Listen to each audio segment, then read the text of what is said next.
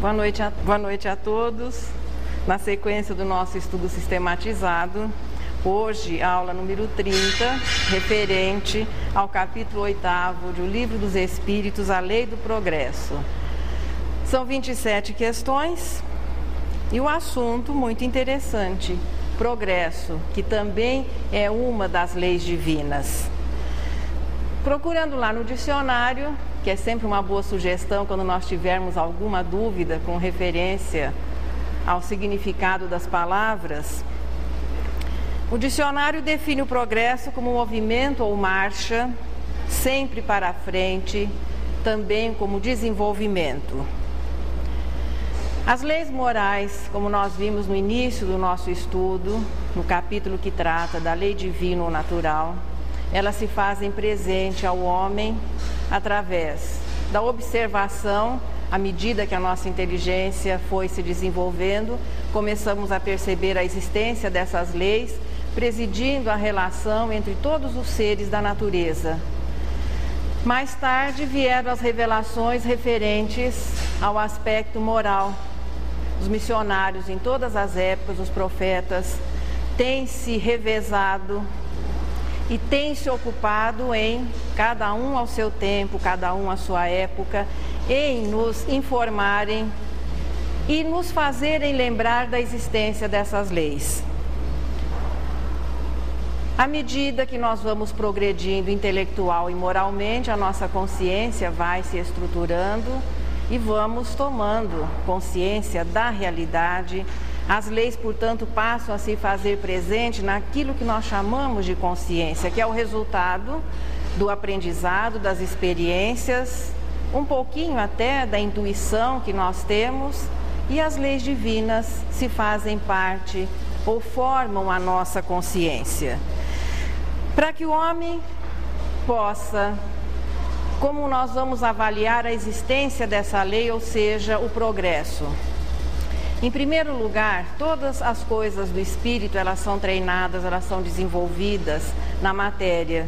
E existe como se fosse uma insatisfação que faz com que o homem a cada dia queira sempre desenvolver mais o seu potencial, ter mais coisas. Veja, esse sentimento, ele existe na espécie humana desde as suas primeiras expressões.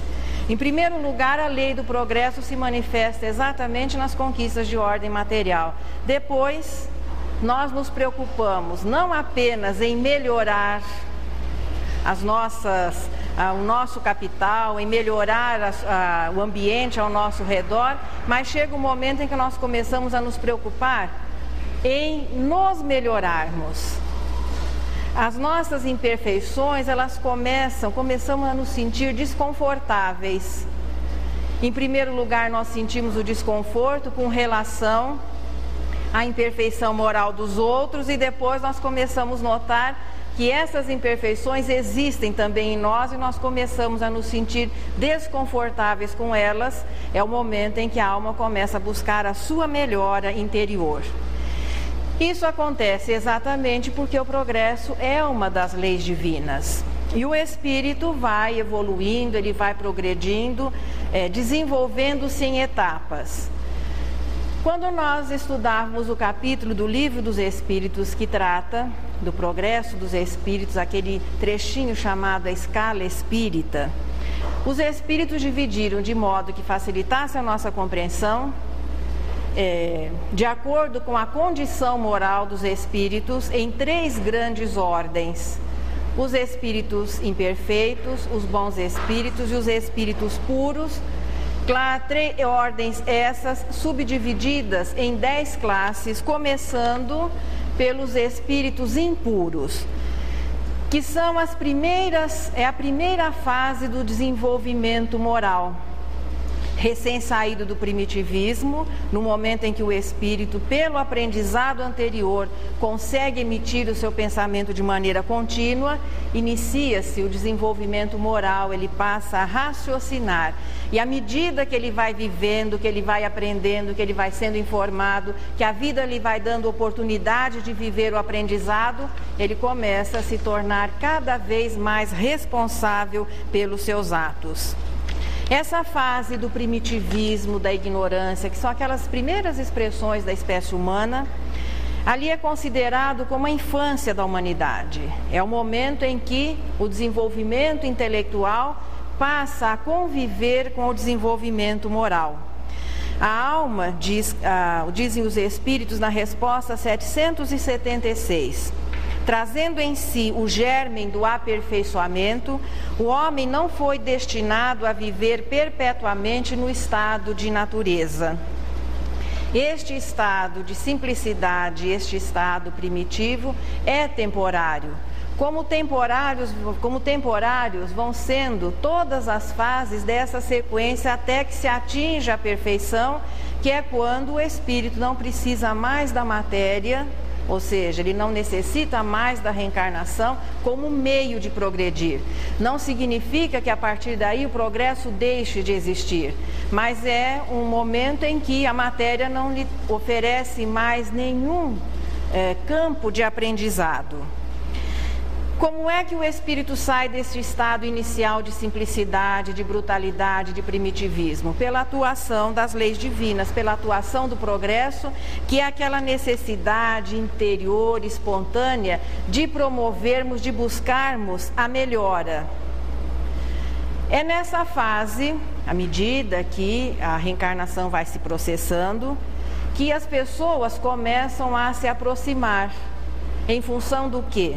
De uma lei que nós já estudamos, a lei de sociedade. Esse direcionamento vai ocorrendo e nós fomos notando que era mais fácil vivermos juntos do que continuarmos vivendo em separado. A convivência estabelecida pela proximidade, o surgimento da família, favorece o desenvolvimento moral. Veja que a própria inferioridade, os interesses promovem o desenvolvimento intelectual, mas o desenvolvimento moral, ele é realçado, ele é incentivado pela convivência estabelecida, pela necessidade e em função do quê? Do cumprimento das próprias leis. Portanto, existe um direcionamento natural para que as pessoas se agrupassem. Esse agrupamento favoreceu o desenvolvimento moral. Convivendo, algumas regras teriam que ser estabelecidas. O indivíduo sozinho na floresta, ele podia viver ao seu bel prazer, mas a partir do momento que as pessoas passam a dividir o espaço, leis têm que ser definidas, regras têm que ser estabelecidas, e isso vai trazendo aquilo que nós chamamos de civilização. Nós vamos nos tornando menos primitivos, mais civilizados. De início, apenas um verniz. Ainda hoje, se apertar um pouquinho, se o corte for um pouquinho profundo, o ser das cavernas, de vez em quando, ele salta e acabamos nos surpreendendo com as nossas reações. Apesar de tudo isso, sente-se o progresso, principalmente no seu aspecto material. Sente-se, observando a história da própria humanidade, as modificações que foram ocorrendo no aspecto intelectual, que nos trouxe as facilidades, a tecnologia promovendo que a pessoa possa viver mais confortavelmente. Então, todos os recursos cada vez mais se tornando melhores. Isso identifica a naturalidade com que o progresso intelectual tem ocorrido. Porque existem duas expressões no progresso, o intelectual e o moral.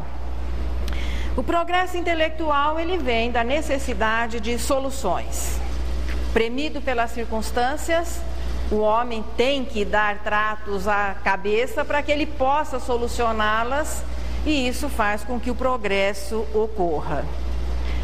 Apenas que o progresso intelectual por si só não é suficiente para que o espírito se adiante convenientemente na escalada do seu próprio progresso. Há necessidade de que o progresso moral também ocorra. O progresso intelectual, se ele nos trouxe facilidades, gerou recursos, nos trouxe bem-estar, é o progresso moral que vai determinar, entre outras coisas, o aproveitamento dessas conquistas.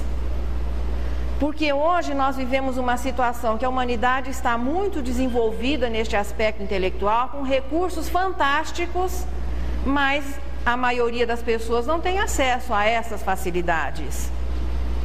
A sociedade, portanto, ainda é uma sociedade incompleta, em que as facilidades existem, os recursos existem, mas nem todos os participantes dessa sociedade têm acesso a estes recursos.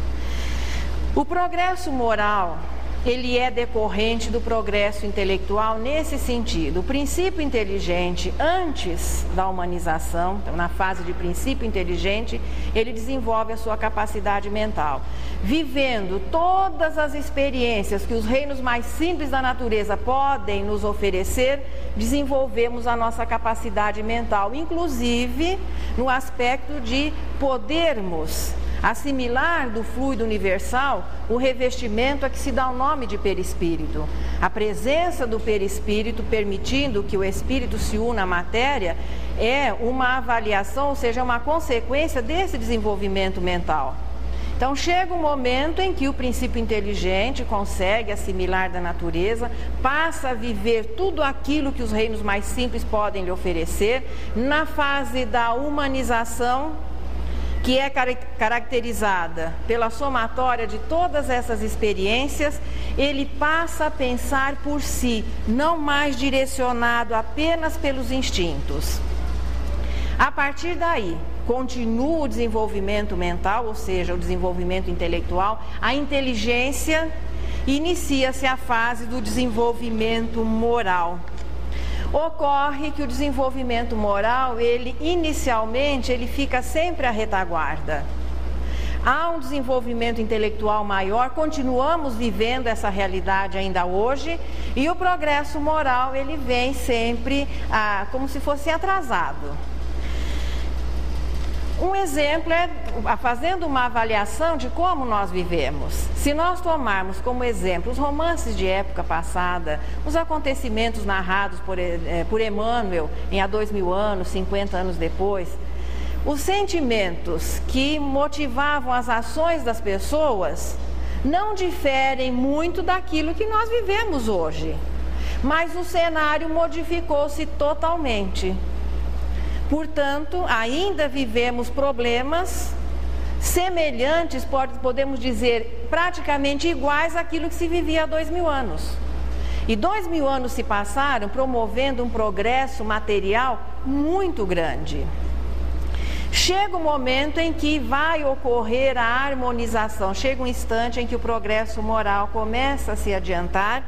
Quando a força moral e a intelectual equilibram-se, vive o ser humano o progresso completo. É a resposta 780. Aí sim, amor e sabedoria em igualdade. E o indivíduo, a alma, passa, a partir desse momento, sempre a saber como ele vai aplicar a sua inteligência e as conquistas decorrentes do uso da inteligência. Para que isso ocorra, veja, a convivência favorece, é fundamental. As necessidades promovem o desenvolvimento intelectual e a convivência promove o desenvolvimento moral, sublimando. Kardec faz a pergunta: o que é que atrapalha mais? Qual seria assim a causa da diminuição, da lentidão da marcha desse progresso? O que é que atrapalha o desenvolvimento? E os espíritos responderam: orgulho e egoísmo. Também é só isso, viu, gente? Fosse uma lista de 10, nós teríamos assim maiores preocupações. São 2 sentimentos. Nós temos toda a fase da racionalidade e angelitude para sublimar. O orgulho na humildade e o egoísmo na fraternidade. Simples, não é?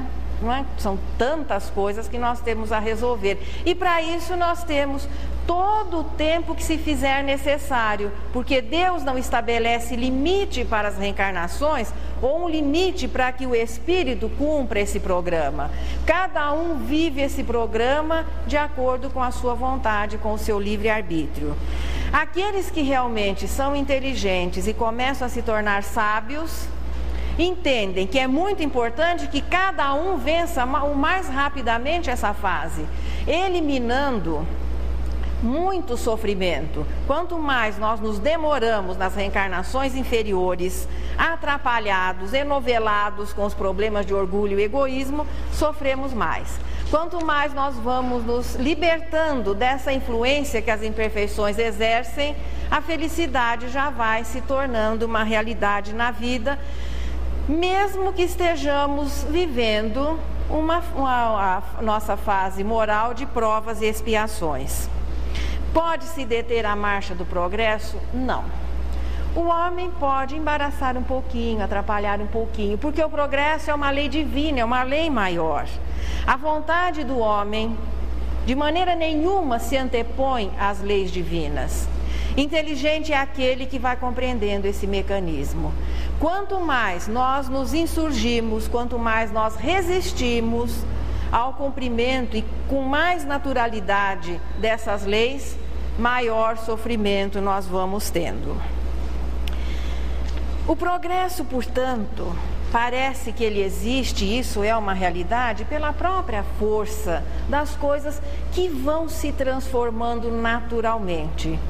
E à medida, veja, que o progresso vai se realizando, parece que ele se torna, agora fazendo uma avaliação do aspecto material, ele se torna mais rápido. As pessoas que têm mais de 20 anos, por exemplo, e que vivam, aqui no caso em Ribeirão Preto, quanto se modificou a cidade nesses 20 e poucos anos? Parece que nem a mesma cidade. Então, se fizermos uma avaliação com relação a tempo, da gruta ao arranha-céu, o tempo foi muito pequeno, o que são alguns milhares de anos diante da eternidade. O avanço que a medicina teve, sem contar os ventiladores, né? Isso aqui caracteriza também prova e expiação. O mundo primitivo não tinha. Então, hoje já temos as facilidades das pessoas que lavavam roupa nos rios, e hoje a bênção da máquina de lavar, sempre agradecendo ao inventor. Há não muito tempo, as notícias demoravam muito a chegar. As pessoas saíam em viagem e os familiares não tinham como receber as notícias. Hoje, em poucos minutos, nós estamos ligados com o mundo, não só com o mundo, até com um pouco desse universo que nos rodeia, as facilidades de comunicação hoje em dia. Apenas que, voltando àquela situação anterior, como é um progresso incompleto, a sociedade é o reflexo desse progresso incompleto, sofremos, embora a medicina tenha avançado em muito, com coisas até que parecem fantásticas, as pessoas sofrem pela necessidade de atendimentos primários. Ainda se desencarna de fome. Seria absurdo se falar isso hoje em dia, mas ainda milhares de pessoas desencarnam pela falta do mínimo necessário. Embora existam recursos fantásticos de comunicação e de instrução, o analfabetismo é uma realidade. Dentro da sociedade humana ainda se mata, se rouba, as guerras existem, parecem ser, em muitas situações, a maneira de como as pessoas vão resolver os seus problemas através de uma violência agressiva, que são povos entrando em um choque armado. Dos cenários primitivos, das pedras e tacapes até os efeitos especiais, vivemos os sentimentos primitivos ainda muito atuantes. Do cenário de há 2000 anos à realidade que nós vivemos hoje, os sentimentos inferiores ainda continuam muito atuantes. Mas vivendo juntos, nós temos que ceder a essa força que se chama progresso. Estamos ainda tão atrasados assim?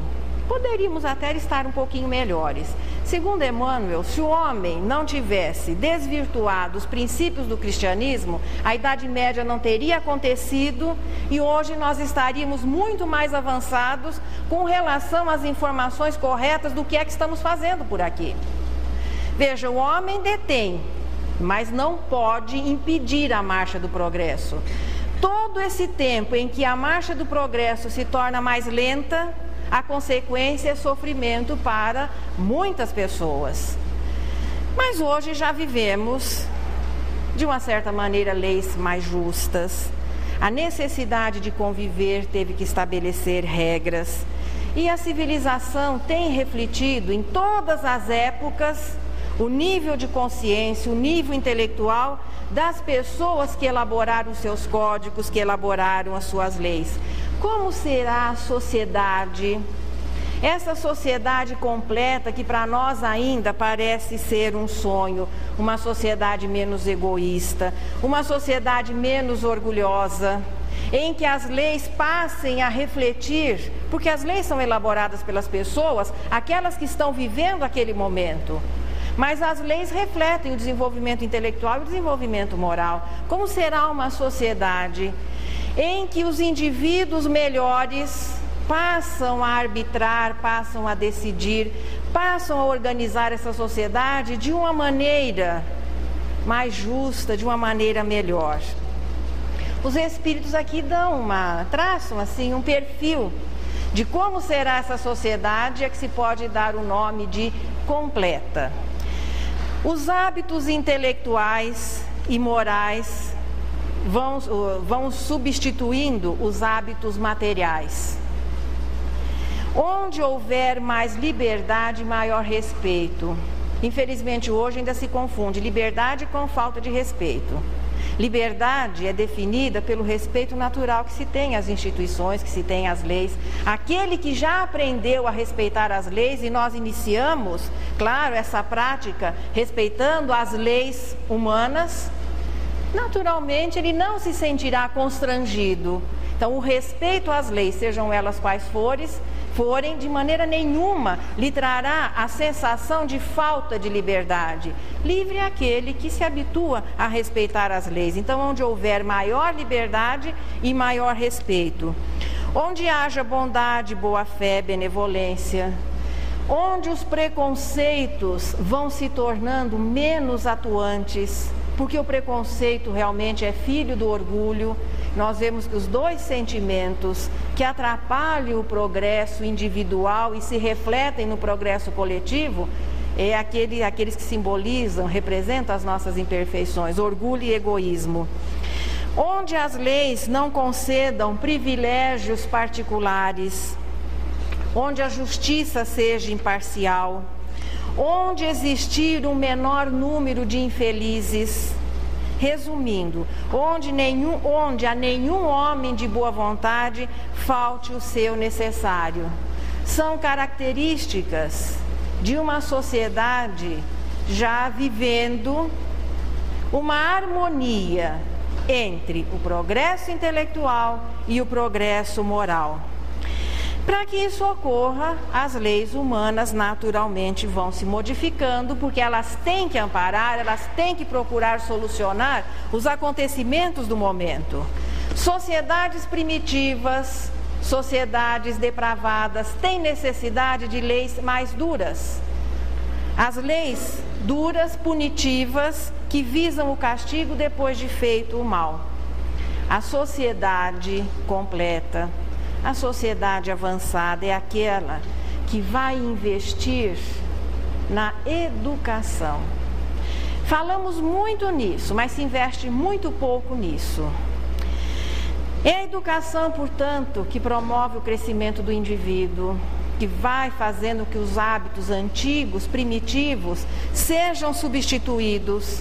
É onde as leis não precisarão mais ser tão rigorosas, porque as pessoas naturalmente instruídas vão atingindo um nível de consciência, compreendendo que, em primeiro lugar, o respeito ao direito do próximo é a primeira regrinha de uma convivência saudável, de uma convivência harmoniosa, onde se começa a viver, mesmo distanciados do que é uma humanidade feliz, mas onde já se começaria a viver um quê de felicidade. É assim, veja, que o progresso vai se tornando equilibrado, um desenvolvimento intelectual direcionado, amparado, apoiado pelo desenvolvimento moral. Recursos, o respeito ao indivíduo, a honestidade, todos tendo o seu necessário. Não estamos falando aqui de supérfluo, mas lembrando o que é o necessário, e isso partindo das pessoas, não mais como resultado em muitas situações de uma imposição. Independentemente da existência de leis, o respeito começa a existir. Vivemos em épocas diferentes na humanidade, exemplos de civilizações, de culturas que floresceram, onde houve como se fosse um ensaio dessa realidade que nós estamos falando e que a maioria de nós busca, e depois parece que tudo aquilo rui, tudo vai, aqui se dá o título de povos degenerados. O que dá para perceber, avaliando assim o progresso efetuado pela humanidade, é que sempre existiram em todas as épocas pessoas que sabiam um pouco mais do que os outros, pessoas avançadíssimas à sua época, não só na parte intelectual, mas no aspecto moral. Melhor ainda, muitos que aliavam a inteligência, aí sendo reconhecida como sabedoria, ao amor, e que através da sua atuação, através dos seus exemplos, conseguiram modificar grupos ou uma época à sua volta, e tivemos ensaios belíssimos do que pode ser uma sociedade futura. De repente, tudo isso vai desaparecendo, deixa suas marcas.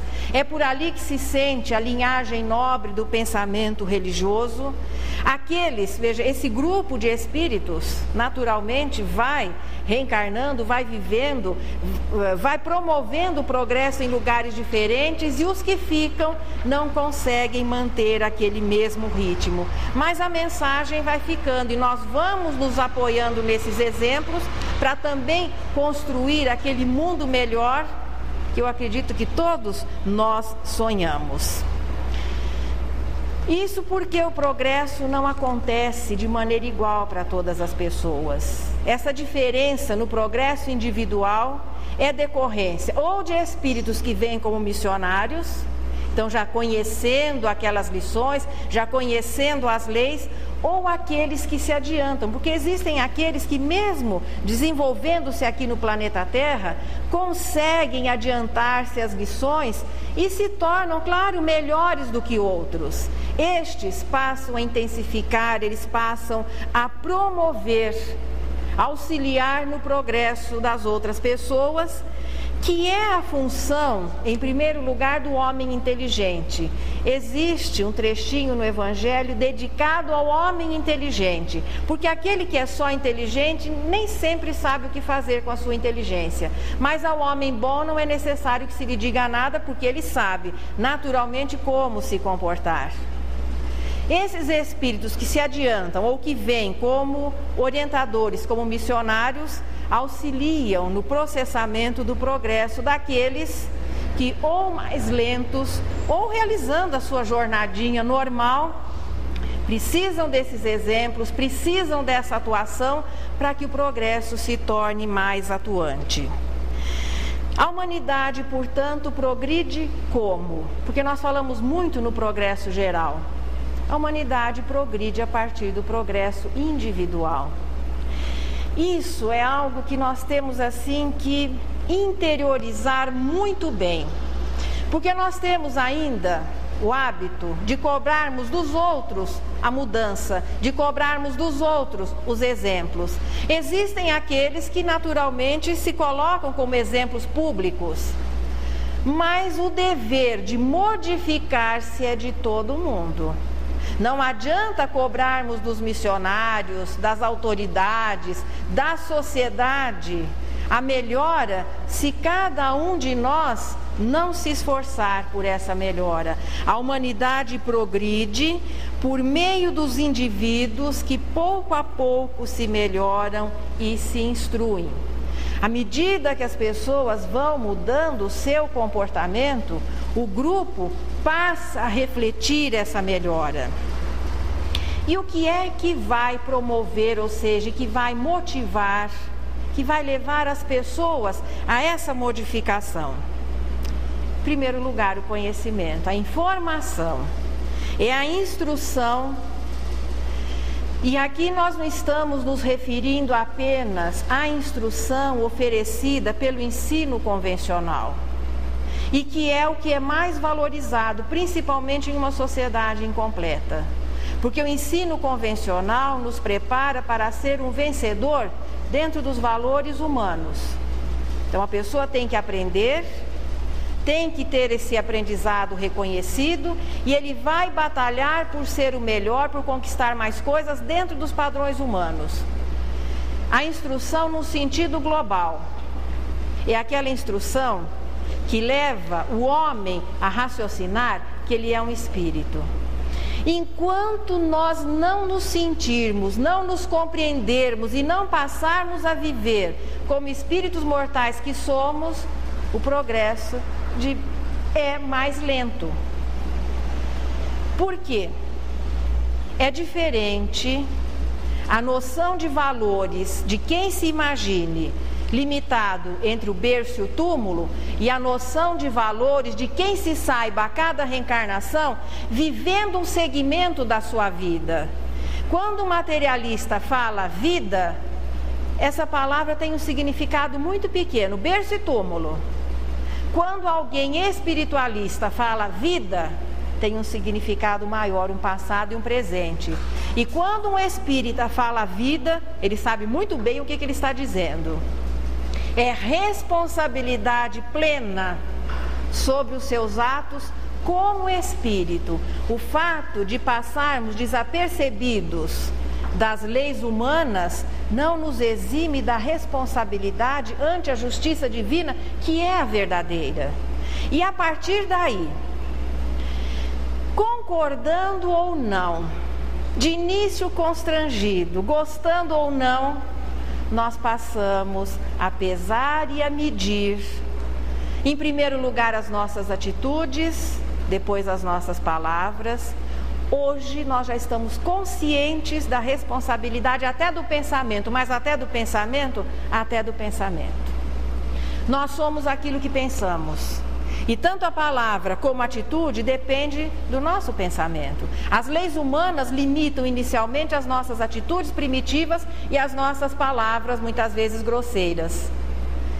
Vejam, uma maneira de auxiliar ao progresso, mas é a consciência da imortalidade que leva a alma a começar a participar, aí sim com muito empenho, motivada pela certeza do que ele está vivendo, a participar do seu progresso. E as gerações formadas por espíritos com esse nível de consciência vão substituindo. Kardec, ao final do Livro dos Espíritos, nos chama de meios sábios. Todo mundo se sentiu elogiado quando leu. Nossa, ele nos chamou de meios sábios. Meio sábio e meio ignorante é a mesma coisa. Mas bons espíritos não são indelicados. Então aqueles espíritos, veja, a nossa meia sabedoria, à medida que a alma vai tomando consciência do que é que ela está fazendo por aqui, vai favorecendo que nos tornemos espíritos realmente esclarecidos. E a partir daí passamos a participar diretamente, não só do nosso progresso, mas nos sentimos assim responsáveis por auxiliar os outros a chegar a essa conclusão e tomarem essa decisão, o que vai facilitar a vidinha de todos. E a sociedade passa a refletir essa mudança individual de sociedade incompleta, vivendo apenas os valores materiais. A sociedade começa a refletir esse benefício e passando a ser a sociedade completa, onde as pessoas têm uma crença firme em Deus, Deus existe, sabem que a alma é imortal. Não é muita coisa que nós temos que aprender também, não. Aliás, as coisas divinas e verdadeiras são sempre muito simples. Nós somos complicados. Nós temos que entender e passar a viver a existência de Deus, a imortalidade da alma, a reencarnação, a comunicação e ter consciência que nós não somos 6 bilhões de privilegiados para o qual existe todo o resto desse universo infinito. Que Deus divide esse espaço com todos os espíritos que são seus filhos também e que são os seres incorpóreos que povoam o universo. Este é um dos aspectos mais importantes daquilo que nós dizíamos acerca de educação. A educação, portanto, não deve ser compreendida com apenas por aquelas matérias que hoje formam o currículo das escolas e das universidades. A instrução só se tornará completa quando estes princípios também fizerem parte deste esquema educacional. Eliminando-se o materialismo, o homem começa a progredir mais rapidamente e a felicidade será uma consequência. Não a felicidade absoluta, claro, que nós imaginamos entre os anjos, entre os espíritos purificados. Mas o homem sempre viveu um quê de felicidade, embora o seu conceito vá se modificando. A felicidade do estado de natureza, do primitivismo, é a satisfação das necessidades. À medida que nós fomos progredindo intelectualmente, passamos a a imaginar que o ter nos traria felicidade. A evolução moral começa a nos mostrar que o ser é que vai nos trazer felicidade. Mas em todas as fases da existência, o homem vai convivendo um pouquinho com a felicidade. Mas a verdadeira felicidade é aquela que é o resultado, claro, de uma consciência de o que é que nós estamos fazendo por aqui e que os valores vão se tornando diferenciados. E a instrução é que vai promover essa mudança, levando essas informações ao maior número de pessoas que nos seja possível. Deus tem respeitado as nossas limitações. A instrução, através da revelação, vem aguardando que se possa compreender, para que a revelação chegue e a partir daí possamos viver. A revelação da justiça aguardou para que ela pudesse oficializar-se para a humanidade terrestre, que a humanidade vivesse todo aquele tempo anterior, dividindo a história em antes e depois de Cristo, até 1300 anos antes de Jesus. Milhões de anos a humanidade viveu dentro dos padrões do primitivismo, desenvolvendo-se intelectualmente aos trancos e barrancos, promovendo o seu progresso moral, convivendo mais harmoniosamente em muitas situações de uma maneira rude, grosseira, mas isso promoveu um progresso moral suficiente para que há 1300 anos antes da vinda de Jesus, Deus nos considerasse à altura de compreender que o respeito ao direito do próximo era a base da justiça.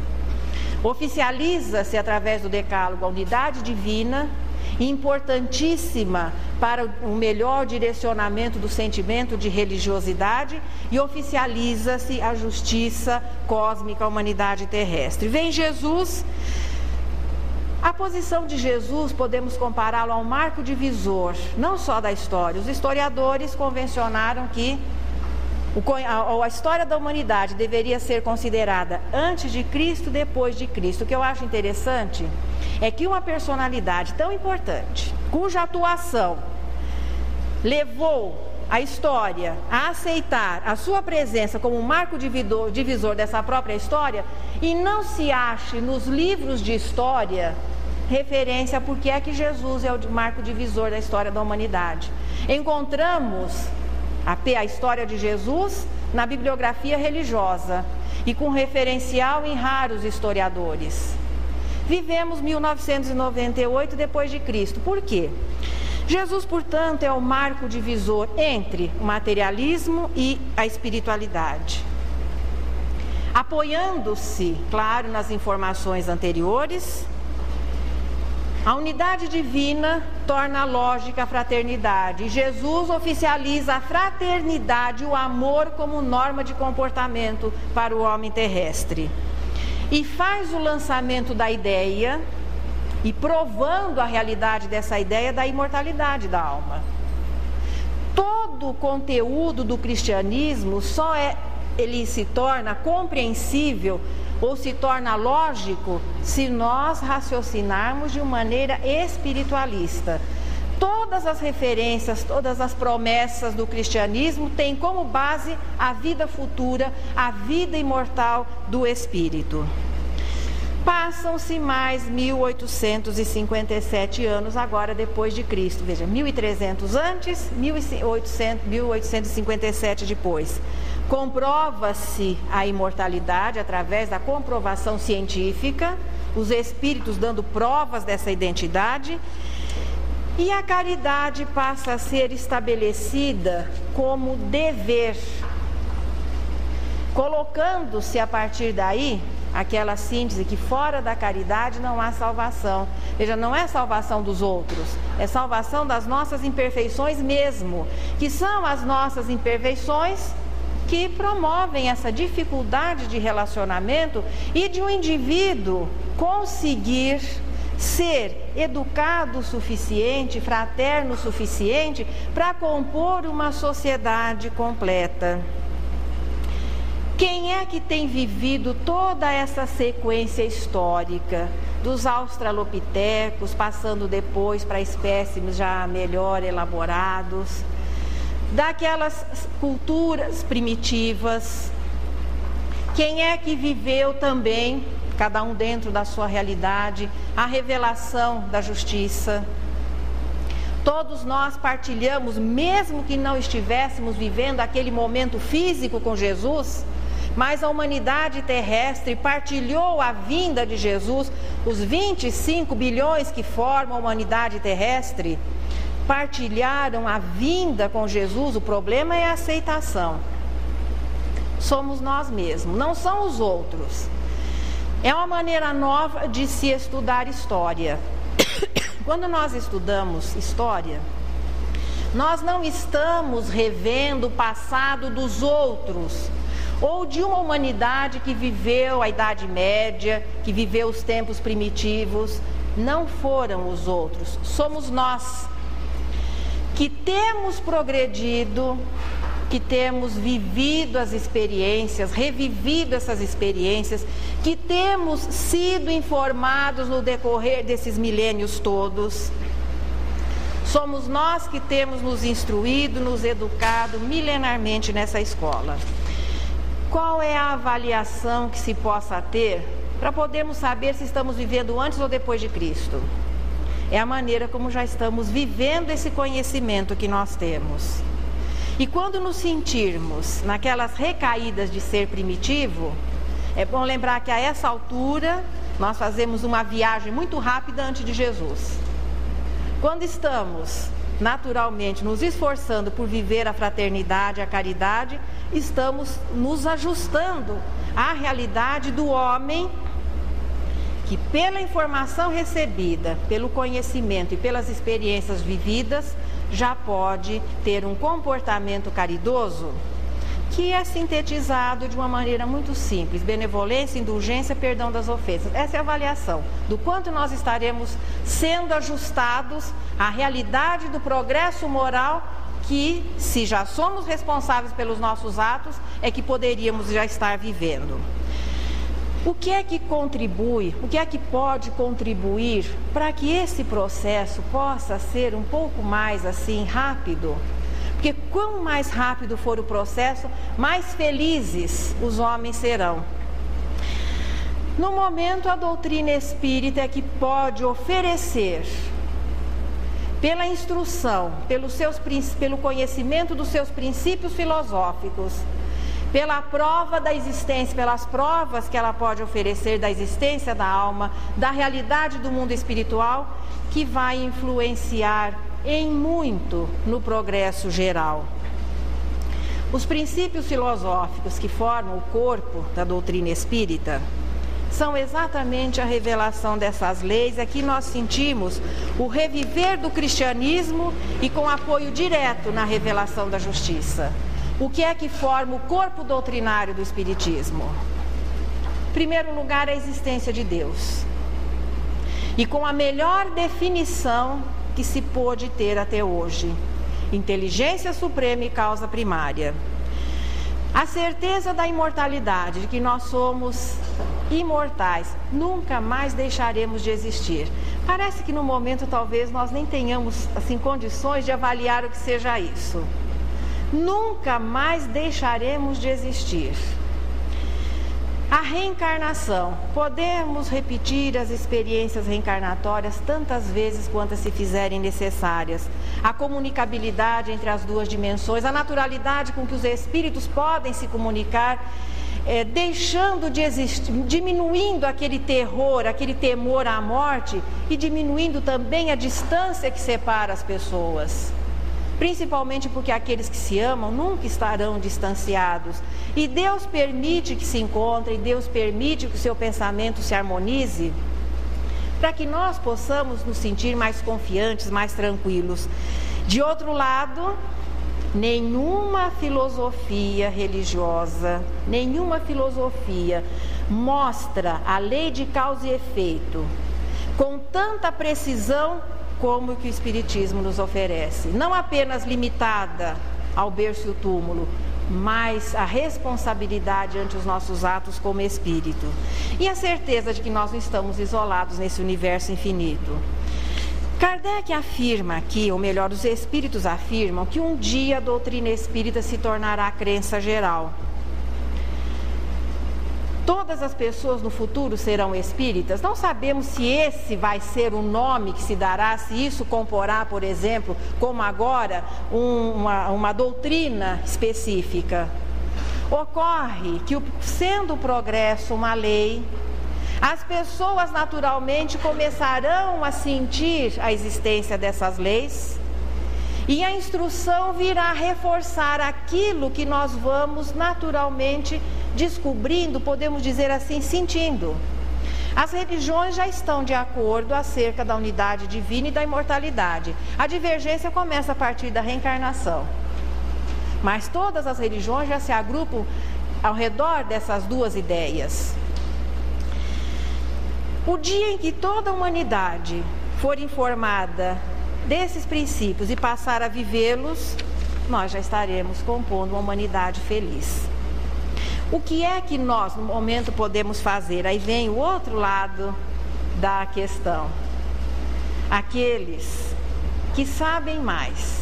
A missão do homem inteligente na Terra é instruir e promover, claro, o crescimento daqueles que não tenham essa facilidade. A missão do homem bom é auxiliar e até colocar-se como exemplo para que os outros se sintam motivados à bondade. Se nós, espíritas, e vamos colocar assim, de uma maneira hoje até muito fácil e muito simples, nós não precisamos percorrer o deserto atrás de Moisés, pelo menos não no momento. Nós não precisamos nos reunir escondidos nas catacumbas temendo perseguições. Não está sendo solicitado de nenhum de nós o testemunho da vida, uma facilidade tranquila, livros a um preço acessível, principalmente em se tratando de Brasil. O espírita brasileiro, então, é aquele que está, não vou dizer até o pescoço, até o cabelo, preso à responsabilidade de participar desse trabalho de instrução da humanidade. Nós temos uma facilidade ao acesso a esse conhecimento. E se isso nos está trazendo harmonia interior, uma melhor compreensão da vida, uma melhor aceitação da realidade, por que não oferecermos aos outros aquilo que tem sido tão bom para nós? Por isso que o espírita brasileiro tem uma responsabilidade muito grande, não só diante da própria sociedade brasileira, como diante do mundo. Tal conhecimento se espalhará, precisando, contudo, como todas as ideias, que as pessoas, claro, que já tenham esse conhecimento, se esforcem na divulgação. O conhecimento espírita, a filosofia espírita, o conteúdo doutrinário do espiritismo é decisivo na tomada de posição da alma, para que ela, identificando-se como espírito, passe a viver como tal. Kardec faz uma pergunta aqui, mas já que o aspecto científico da doutrina espírita é a comprovação através da mediunidade, os espíritos não poderiam promover assim manifestações ostensivas, verdadeiros milagres, entre aspas, porque milagre não existe, para que as pessoas se convencessem? Se essa fosse a melhor maneira de o homem instruir-se, tenhamos a certeza que Deus teria tomado essa decisão. Não precisaríamos sugerir a Ele. Ao que tudo indica, é pela consciência, é pelo conhecimento, nós vamos nos convencendo da realidade e passamos a viver de acordo com o conhecimento, com essa nova realidade que nos é oferecida. Se nós já recebemos, claro, a informação que nos permite compreender a vida em seu aspecto espiritual, em seu aspecto responsável, podemos dizer assim, em seu aspecto sublime, porque isso é a verdade. Ninguém aqui vai deixar de existir, a cada dia seremos melhores, a cada dia os recursos serão maiores, a vida continuará sendo cada vez mais bonita. Por que é que nós não vamos passar essa mensagem adiante? Esse é o papel da doutrina espírita, a instrução da humanidade a partir do indivíduo, contando com aqueles que já tenham essa consciência a partir do conhecimento, para que o progresso possa tornar-se cada vez mais rápido e a humanidade, ainda em expiação e provas, possa beneficiar-se da sua própria regeneração e um dia estejamos compondo uma humanidade feliz, o que vai ser muito bom para todos nós. Por isso, ao tema Espiritismo, fica ligada a palavra progresso. Eu mesma esqueça de levar essa informação para vocês. Jesus, são muito bonitas. E essa aqui, nós temos Pedro como um dos personagens da sua poesia. A ponte de luz. Terminara Jesus a prédica no monte. Nisso, o apóstolo Pedro se aproxima e diz-lhe: Senhor, existe alguma ponte que nos conduz ao alto, ao céu que brilha muito acima? Conforme ouvi de tua própria voz, sei que o reino do amor está dentro de nós. Mas deve haver, no além, o país da beleza, mais sublime que o sol em fulgor e grandeza. Onde é essa ligação, Senhor, esse divino acesso? Jesus silenciou, como entrando em recesso da palavra de luz que lhe fluía a jorro. Circunvagou o olhar pelas pedras do morro e, depois de comprida reflexão, falou ao companheiro: Ouve, Simão, em verdade, essa ponte que imaginas existe para a vida soberana, mas temos que atingi-la por estrada, que não é bem antiga estrada humana. Como será, Senhor, esse caminho? Tornou Simão a perguntar.